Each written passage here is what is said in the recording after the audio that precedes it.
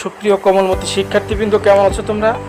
আশা করি অনেক অনেক ভালো আছো, সুস্থ আছো এবং বাড়িতেই আছো। করোনার এই অতিমারির কারণে তোমাদের লেখাপড়ার যে অভাবনীয় ক্ষতি সাধিত হচ্ছে, সেই ক্ষতিকে কিছুটা হলেও কাটিয়ে ওঠার জন্য মূলত অনলাইন ক্লাস গ্রহণ করে থাকি। আশা করি তোমরা এই ক্লাসগুলো দেখো এবং দেখে অবশ্যই উপকৃত হও। তো শামসুন্নাহার গার্লস স্কুল অ্যান্ড কলেজের পক্ষ থেকে তোমাদের সবাইকে শুভেচ্ছা, সেই সাথে আজকের মাল্টিমিডিয়া ক্লাসে তোমাদের সবাইকে স্বাগতম। আমি রূপায়ণ হালদার, সহকারী শিক্ষক computer, Shamsunnahar girls school and college, Bhedarganj, Shariatpur. তো আজ তোমাদের পাঠে থাকছে ভূগোল ও পরিবেশ বিষয়ের নবম ও দশম শ্রেণীর দ্বাদশ অধ্যায়ের একটি গুরুত্বপূর্ণ ক্লাস। আশা করি তোমরা ক্লাসটি শেষ পর্যন্ত মনোযোগ সহকারে দেখবে। তো এই ক্লাসটি শুরু করার পূর্বে আমি তোমাদের কিছু ছবি দেখাতে চাই। তো তোমরা দেখো ছবিগুলো। আশা করি এই ছবিগুলোর মাধ্যমে তোমরা বুঝতে সক্ষম হবে যে আজকের ক্লাসটি আমাদের মূলত কিসের উপরে চলছে। তো ছবিগুলো দেখে কিছু বুঝতে পেরেছো কি? আশা করি অবশ্যই তোমরা বুঝে ফেলেছো যে আজকের ক্লাসটি কিসের উপরে হতে চলেছে। তো চলো আমরা মিলিয়ে নেই আজকের পাঠ, বাংলাদেশের যোগাযোগ ব্যবস্থা ও বাণিজ্য, অর্থাৎ ভূগোল ও পরিবেশ বিষয়ের দ্বাদশ অধ্যায়ের একটি গুরুত্বপূর্ণ অধ্যায়। তোমরা জানো বাংলাদেশের যোগাযোগ ব্যবস্থা ও বাণিজ্য। তো চলো শিখন ফলে কী থাকছে তোমাদের জন্য, অর্থাৎ এ অধ্যায় পাঠ শেষে শিক্ষার্থীরা বাংলাদেশের যোগাযোগ ব্যবস্থা কাকে বলে তা বলতে পারবে, বাংলাদেশের যোগাযোগ ব্যবস্থার প্রকারভেদ ব্যাখ্যা করতে পারবে, বাংলাদেশের যোগাযোগ ব্যবস্থার গুরুত্ব বর্ণনা করতে পারবে, বাংলাদেশের অর্থনীতিতে যোগাযোগ ব্যবস্থার ভূমিকা বিশ্লেষণ করতে পারবে। শিক্ষার্থী বন্ধুরা, যোগাযোগ ব্যবস্থা বলতে আমরা কি বুঝি, এখন আমি একটু সে সম্পর্কেই তোমাদের ধারণা দিতে চাই। সাধারণত এক স্থান থেকে অন্য স্থানে পণ্য দ্রব্যাদি আনা নেওয়ার জন্য পরিবহন ব্যবস্থার যে মাধ্যম ব্যবহার করা হয় তাকে যোগাযোগ ব্যবস্থা বলে। একটি দেশের সামগ্রিক অর্থনীতিতে প্রত্যক্ষ বা পরোক্ষভাবে নির্ভর করে সেই দেশের উন্নত যোগাযোগ ব্যবস্থার উপর। তবে বাংলাদেশের সামগ্রিক যাতায়াতের মাধ্যম হিসেবে সড়ক পথেই অধিক পণ্য আনা নেওয়া করা হয়ে থাকে। তো শিক্ষার্থী বন্ধুরা, তোমরা নিশ্চয়ই খেয়াল করেছো যে যোগাযোগ ব্যবস্থা বলতে বোঝানো হচ্ছে মূলত যে এক স্থান থেকে অন্য স্থানে যখন কোনো পণ্য যাতায়াত করানো হবে, অর্থাৎ নিয়ে যাওয়া হবে বা নিয়ে আসা হবে, এই যে মাধ্যম, এই মাধ্যমটাকেই কিন্তু বলা হচ্ছে যোগাযোগ ব্যবস্থা।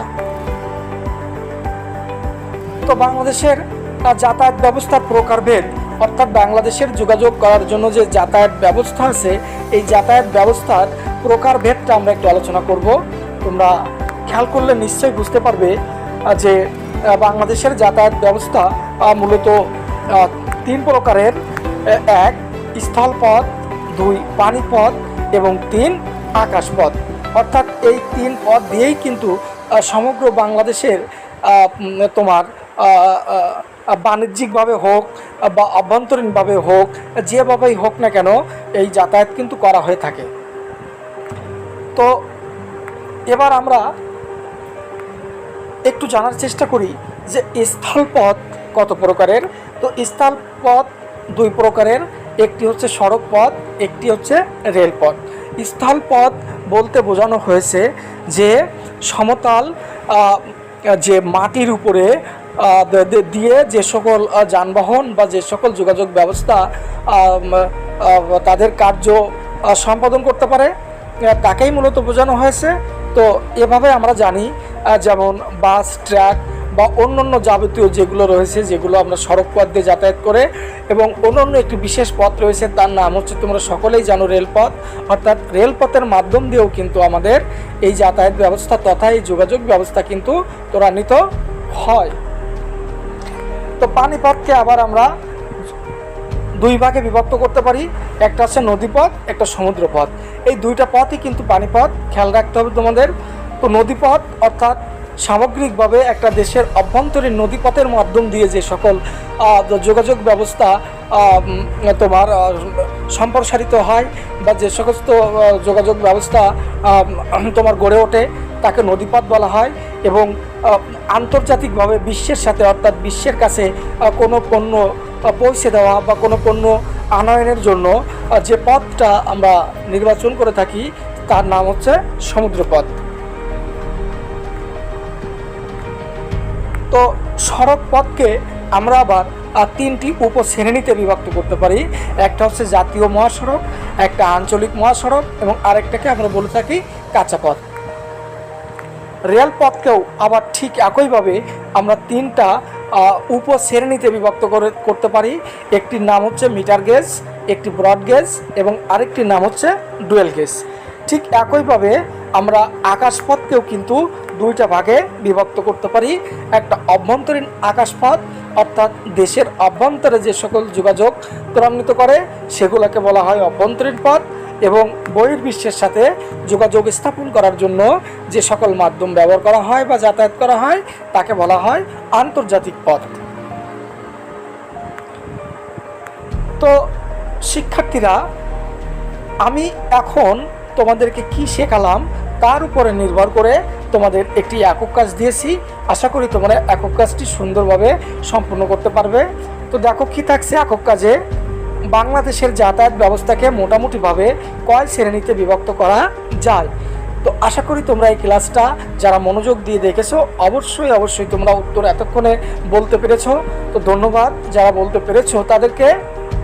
তো শিক্ষার্থী বন্ধুরা, এবার তোমাদের আমি মূল্যায়ন করব, দেখি তোমরা এই অধ্যায় থেকে কতটুকু শিখতে পেরেছো। তো মূল্যায়নের প্রথম প্রশ্ন থাকছে, বাংলাদেশের কোন পথ দিয়ে সর্বাধিক পণ্য সরবরাহ করা হয়? ক রেলপথ, খ পানিপথ, গ আকাশপথ, ঘ সড়কপথ। তো চলো এবার দ্বিতীয় মূল্যায়নে যাই। রেলপথকে কয় ভাগে চিহ্নিত করা যায়? ক 2 ভাগে, খ 4 ভাগে, গ 3 ভাগে, ঘ 5 ভাগে।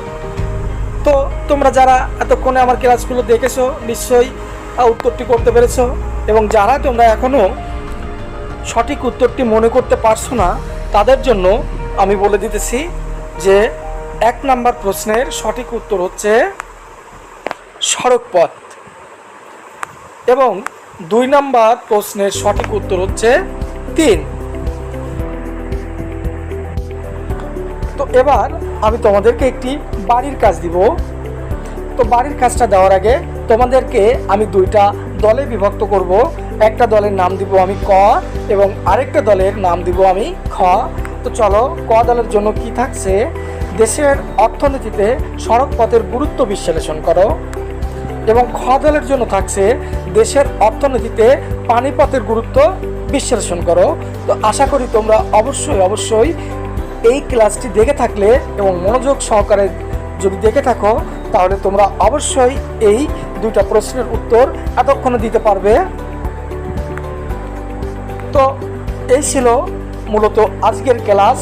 আশা করি তোমরা ক্লাস থেকে উপকৃত হয়েছো, এবং যেখানে তোমরা সমস্যা মনে করবে তোমরা অবশ্যই আমার সেলফোনে ফোন করে তোমরা বিস্তারিত জানার জন্য জেনে নিতে পারবে।